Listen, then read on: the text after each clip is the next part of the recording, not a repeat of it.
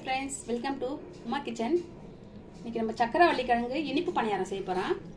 நான் 1/4 கிலோ சக்கரவள்ளி கிழங்கு எடுத்து தோல் சீவி எடுத்து வச்சுருக்கேன். ஒரு 1/2 கப் ரவை நல்லா வறுத்து எடுத்து வச்சுருக்கேன். ஒரு 3/4 கப் இட்லி மாவு எடுத்து வச்சுருக்கேன். ஒரு சின்ன கப்பில் 1 கப் வெல்லம் எடுத்து வச்சுருக்கேன்.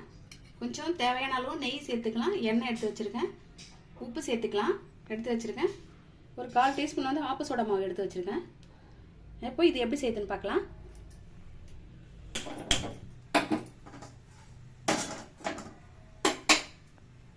லைட்டாக கொஞ்சம் தண்ணி சேர்த்துட்டு தண்ணி கொதிக்கும் போது நம்ம வெல்லத்தை போட்டு அதில் நல்லா கரைச்சி எடுத்துட்டு மாவில் மிக்ஸ் பண்ண எடுத்து வச்சுக்கலாம். ரெடியாக இதில் வெல்லம் சேர்த்துக்கலாம்.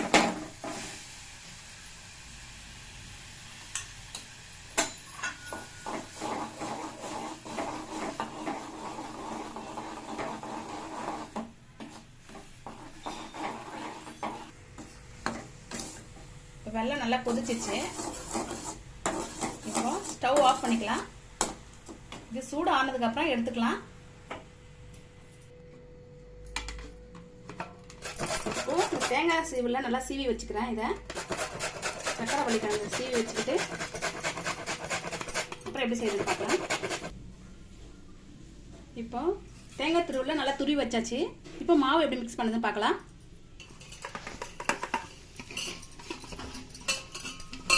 துருவி வச்சு சக்கரவள்ளியை இதில் சேர்த்துட்டேன். இப்போ ரவை சேர்த்துக்கலாம். இப்போ மாவு மிக்ஸ் பண்ணுறேன்.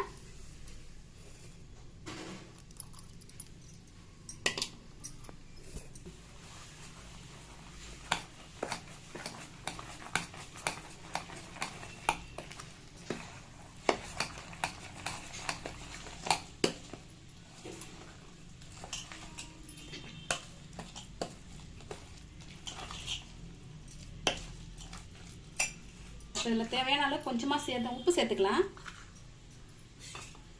கொஞ்சம் உப்பு சேர்க்குறேன். இப்போ ஆப்ப சோடா மாவு சேர்க்குறேன். கொஞ்சமாக தண்ணி சேர்த்துக்கிறேன். இதை நல்லா கலக்கிட்டு இப்போ மாவில் சேர்த்துக்கலாம்.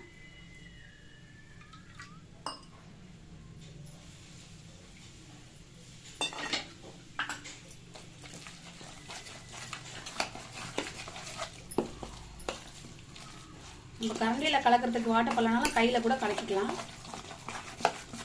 நான் கரண்டியில் கலக்கிக்கிறேன்.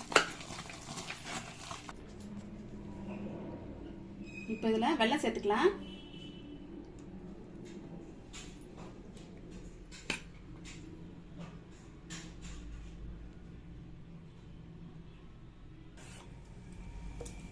இப்போ மாவு நல்லா மிக்ஸ் ஆயிடுச்சு. இப்போ ஸ்டவ் ஆன் பண்ணிட்டு பணியார சட்டி அடுப்பில் வச்சு பணியாரத்தை ஊற்றிக்கலாமா.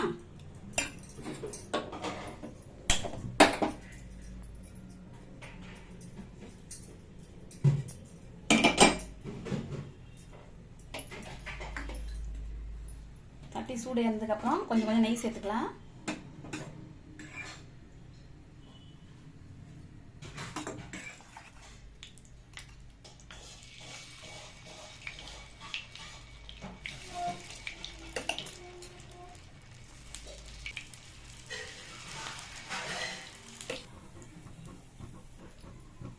இது பணியாரம் ஊற்றியாச்சு. இப்போ சிம்மில் வச்சுட்டு இப்போ மூடி போட்டு மூடிக்கலாம்.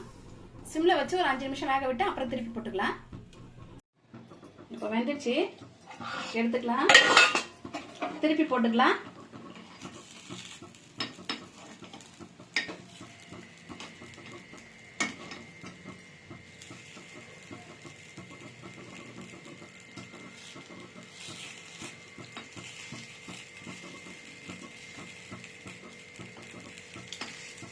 வெந்துடுச்சு, ப்ரௌனாக வந்துடுச்சு.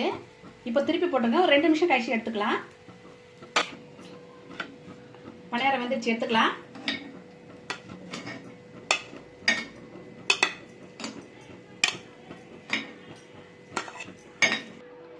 சுவையான வள்ளிக்கிழங்கு இனிப்பு பணியாரம் ரெடி ஆயிடுச்சு பாருங்க.